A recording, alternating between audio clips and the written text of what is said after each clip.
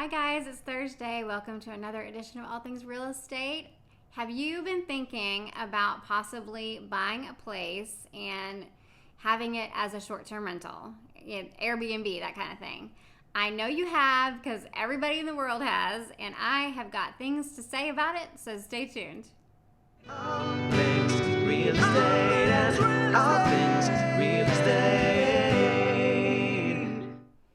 So I get people asking me quite often these days about buying a property and using it as a short-term rental. And Airbnb is the slang term for it because they're probably the best known website for short-term rentals. But, so I'll be using that interchangeably, kind of like, Coca-Cola is for all things that are like a brown liquid that's carbonated. Everybody calls it a Coke, even if it's not a Coke, like Pepsi, which is wrong. But anyway, that's another video. So the Airbnb thing, I've got a few tips and tricks that I wanted to share with you today. I was thinking about doing this video because a couple weeks ago, my husband and my kids and I went and stayed at a lake and rented an Airbnb for a week. And it just got me thinking, he and I are now thinking we would love to buy some sort of lake house or something like that and do it as an Airbnb and also have a place for our family to go on weekends and stuff. So we've been thinking about it a lot. So I thought, hey, if I'm thinking about it a lot, I'm sure that there are people out there that are also thinking about it a lot. So here are my thoughts on Airbnbs. Okay, what do you need to do and what do you need to know? Number one, financing. Before you do anything, before you get all excited about going and getting a place, it's just like the regular home buying process.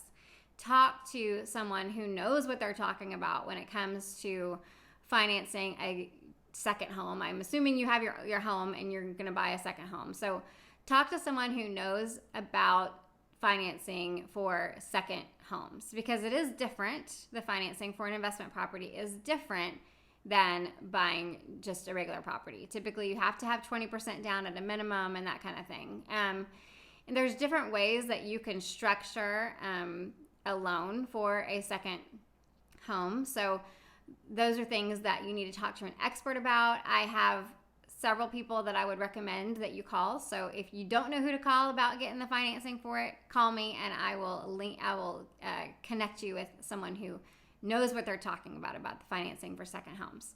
So that's number one is financing. Number two is location. So I am a real estate broker in the Dallas area.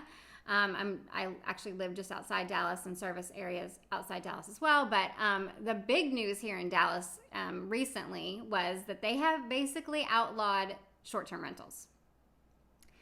Don't get me started on whether I think that's a good idea or not. I'm just going to tell you, I don't think it's a good idea. I don't think it's right for them to do. They are punishing 85 or 90% of the people who own short-term rentals in Dallas for the people that are like the 5 to 10% who have problematic properties, which I think is grossly unfair. But anyway, back to the video and the subject of the video and not about Dallas. Location is super, super important. Again, just like a general real estate purchase for your own, home that you live in on a daily basis, location is super, super important when it comes to buying an investment property like an Airbnb. And what I mean by that is buy it in an area that has a critical mass of Airbnb properties so that something like what Dallas has done is not going to happen. Because think about it, if you go into an area that doesn't have a lot of short-term rentals and that entity, that government entity outlaws them, then you've just bought what you think is going to be an asset for you, and then you're going to have to turn it into a long-term rental or you're going to have to sell it. So buy it somewhere that has a critical mass of these properties to where the governmental entity, the city or the county or whatever, can't do something like that where it would sort of be really, really detrimental to that area. And some easy ones that are around us that I can immediately think of are Broken Bow, Oklahoma has become super popular for short-term rentals. and Galveston in Texas, and anywhere along the coast, along the Texas beaches and that kind of thing.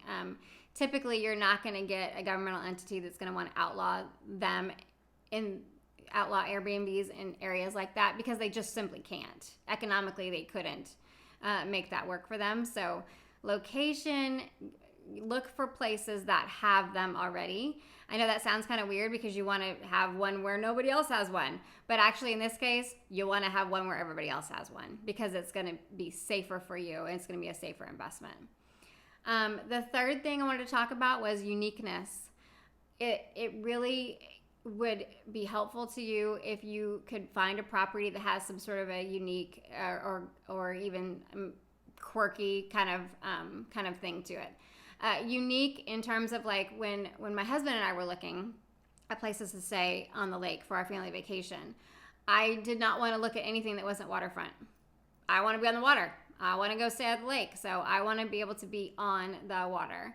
And anytime that I've rented anything, say, like in a beach area, I want to be as close to the water as I can afford.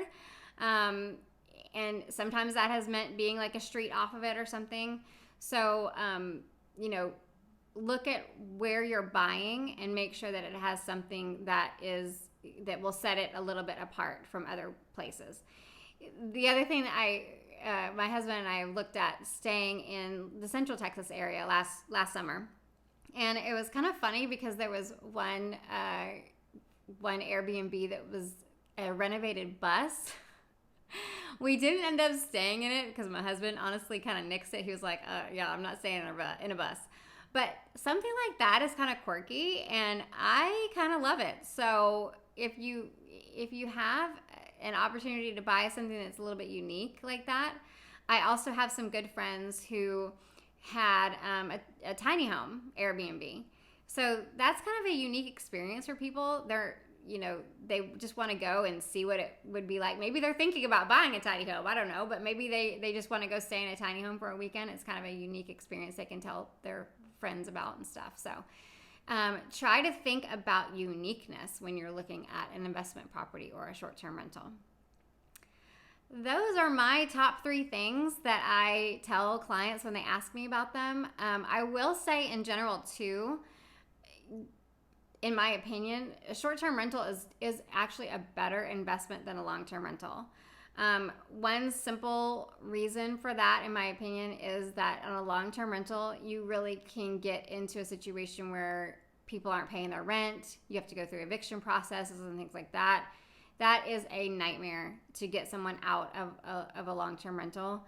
And it just, it's just not a fun process. And when you have an Airbnb short-term rental type of thing, you're not going to really run into that. So that's one of those things that, and also on a short-term rental, you can probably make more money in 1 or 2 weekends than you would in a whole month, typically in a long-term rental situation. So those are some things to think about when you're thinking about possibly buying a short-term rental property. So that's all I have for you today. Thank you for tuning in, and I hope to see you next week on another edition of All Things Real Estate. And also, I was just thinking, if you want information about lenders or anything like that, if you want to talk any more about the things that I've said in this video about short-term rentals, don't hesitate to get in touch. See you next week. Bye-bye.